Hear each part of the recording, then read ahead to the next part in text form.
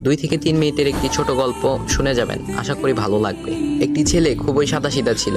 সে একটি দোকানে চাকরি করত। ছেলেটির বেতন ছিল মাত্র 5,000 টাকা। ছেলেটির দোকানের সামনে দিয়ে প্রতিদিন একটি মেয়ে স্কুলে যেত।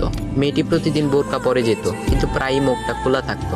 একদিন হঠাৎ করে ছেলেটির নজর পড়লো মেয়েটির দিকে। এভাবে বেশ কয়েকদিন যাবার পর মেয়েটি বুঝতে পারলো ছেলেটি তাকে লক্ষ্য করে। মেয়েটিও বাঁকা চোখে ছেলেটির দিকে তাকাতে শুরু করলো। ছেলেটি মেয়ের চলাফেরা দেখে মুগ্ধ হলো। আফসোস করতে লাগলো, ইস, যদি আমিও আজ পড়াশোনা করতে পারতাম, তাহলে সাহস করে মেয়েটির সাথে কথা বলতে পারতাম। মেয়েটি বুঝতে পারলো ছেলেটি তাকে ভীষণ পছন্দ করে। তাই একদিন মেয়েটি ছেলেটির দোকানের পাশে দাঁড়িয়ে রইল।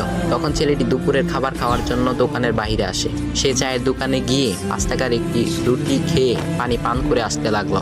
তখন মেয়েটি তার কাছে গেল। তুমি ভাত খেলে না, রুটি দিয়ে পেট ভরবে? তখন ছেলেটি মেয়েটিকে দেখে অবাক হয়ে গেল। তখন ছেলেটি বলল, আমি ভাত খেলে আমার মা, বাবা আর ছোট বোনকে কি খাওয়াবো? মেয়েটি শিক্ষিত, তাই অল্পতেই বুঝে গেল। সে হাত ধরে বলতে লাগলো, তাহলে তুমি যে আমাকে পছন্দ করো, আমাকে কি খাওয়াবে? তখন ছেলেটি বলল, আমি তো তোমাকে আপন করে পাওয়ার জন্য দেখি না, কারণ সে যোগ্যতা আমার নেই। তবে এটা সত্যি যে তোমাকে দেখলে আমার খুব ভালো লাগে, তাই দেখি। মেয়েটি ছেলেটির কথা শুনে চোখের পানি ধরে রাখতে পারলো না। সে বুঝে গেল ছেলেটির চরিত্র ও ভাবনা অনেক সুন্দর। সেদিন মেয়েটি চলে গেল। বাসায় গিয়ে রাত্রিবেলা মেয়েটি অসুস্থ হয়ে পড়ল। পরে তাকে ডাক্তারের কাছে নিয়ে আসা হলো। বলা হলো মেয়েটার 2টি কিডনি নষ্ট হয়ে গেছে। তখন মেয়ের বাবা ফোন করলো তার বন্ধুর ছেলেকে, যার সাথে বিয়ে দেওয়ার জন্য সে পাগল। কিন্তু মেয়েটি তার বাবার পছন্দের ছেলেকে বিয়ে করতে রাজি না, কারণ সে ছেলেটি টাকা থাকলেও কি হবে, তার চরিত্র খারাপ, সে লোভী। এদিকে মেয়েটির কোনো লোভ ছিল না। যাই হোক, হবু জামাই আসার পর তাকে সব খুলে বলল, তোমার থেকে একটি কিডনি খুলে আমার মেয়েকে দাও। তুমি তো বলছো আমার মেয়েকে তুমি অনেক ভালোবাসো, তাকে পেলে তুমি ভালো হয়ে যাবে, তাহলে আজ পরীক্ষা দাও।